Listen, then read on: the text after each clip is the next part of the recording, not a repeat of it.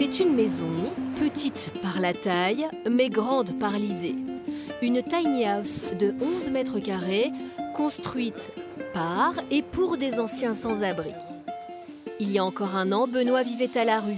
Aujourd'hui, il découvre la construction en ossature bois, aux côtés de Richard, un travailleur social, et de Michel, un charpentier en retraite, qui est à l'origine du projet et qui supervise le chantier.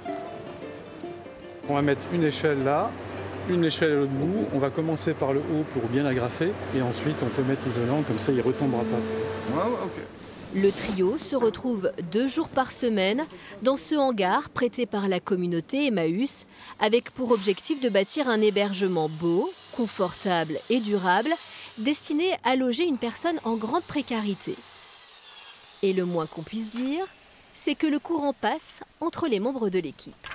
Ce qui est bien, ouais, c'est travailler avec Michel, qui est une personne quand même calme, qui explique bien les choses. D'habitude, je suis tout le temps en train de regarder l'heure. Tandis que là, tellement ça m'intéresse et que c'est prenant, et ben, quand on me dit que c'est l'heure du repas, même moi, je me dis que ça passait trop vite.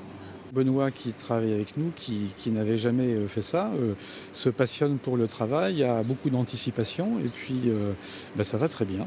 Je ne sais pas si on pourrait aller plus vite dans une entreprise classique.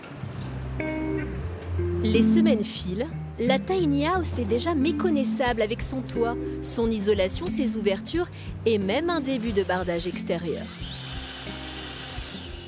Benoît est fidèle au poste, toujours aussi investi. Et de temps en temps, Aurélien, un autre ancien SDF, vient donner un coup de main. Il a une formation d'électricien, une compétence qu'il a pu remobiliser au service du projet. Nuit, jour.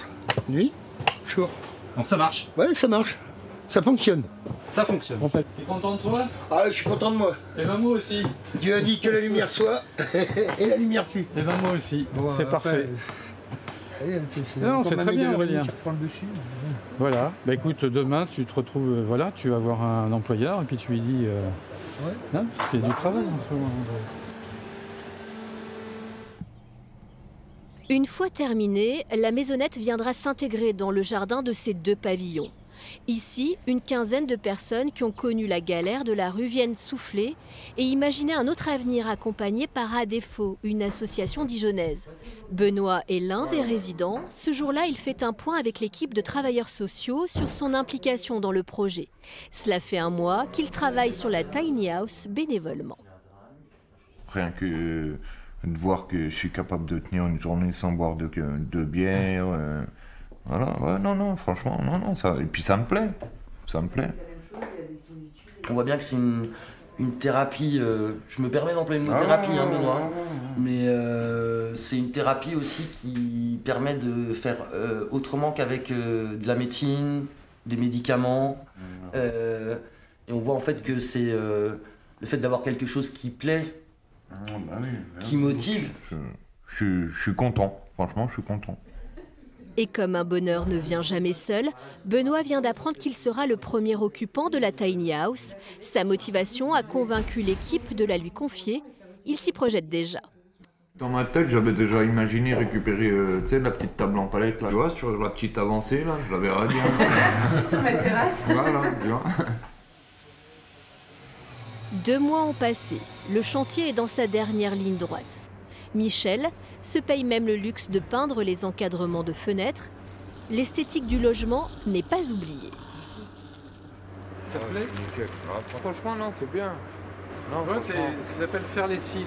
C'est le maquillage de la tiny, tu vois, on lui souligne les yeux avec un petit peu de couleur rouge. Cette tiny house est donc faite de peinture, de bois, mais aussi d'engagement, d'espoir, d'échange. Elle a une histoire. C'est beaucoup de relationnel. C'est sûr qu'il faut que chacun ait confiance en l'autre pour pouvoir avancer. Sinon, c'est... Alors que là, en collectif, c'est chouette. Quand il y en a un qui n'a pas le moral, l'autre, il le relève un peu. C'est pas mal. Ce qui est évident, je pense, avec le bois, c'est que quand on commence à bâtir, ça va très vite. Et par rapport à des gens peut-être qui ont du mal à se projeter à moyen terme, avoir à très court terme un résultat immédiat par la vitesse de progression de la réalisation, ça c'est quelque chose qui est satisfaisant et donc valorisant. Pas d'engagement, sans envie ni raison. Charpentier de formation, ancien compagnon du devoir, Michel s'est souvent investi dans des projets à caractère social au cours de sa carrière professionnelle. L'insertion par le travail de publics en difficulté, il y croit. Désormais en retraite, il poursuit sur sa lancée avec cette tiny house tout droit sortie de son imagination. C'est vraiment, je crois, le faire ensemble. Je peux faire plein de choses différentes. Hein. J'ai fait dans ma vie professionnelle plein de choses différentes, mais j'ai fait les choses parce qu'il y avait un projet pour faire avec les gens. Et à partir du moment où on arrive à faire des choses avec les gens, avec d'autres, et puis qu'on partage une réussite d'un projet, et ben voilà, quoi. C'est ce bonheur-là enfin en tout cas que moi je cherche, quoi. Retour à la communauté Emmaüs. Michel a conçu la tiny house comme un projet solidaire, mais aussi environnemental. Si on peut démonter le volet roulant, oui, ce serait bien. Les compagnons fournissent gratuitement 60% des matériaux de construction. Bac à douche, ça c'est 70-70.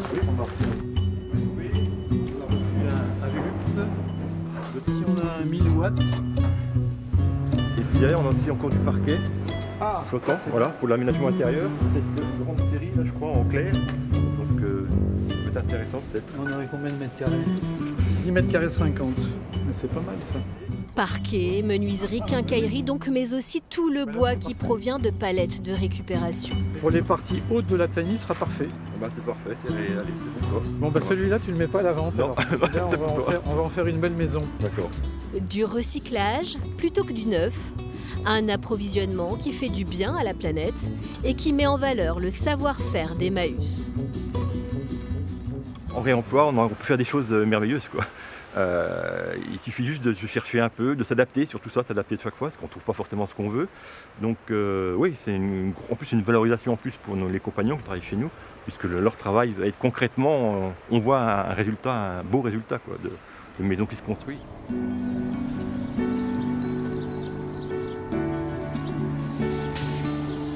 Une nouvelle journée sur le chantier, une des dernières.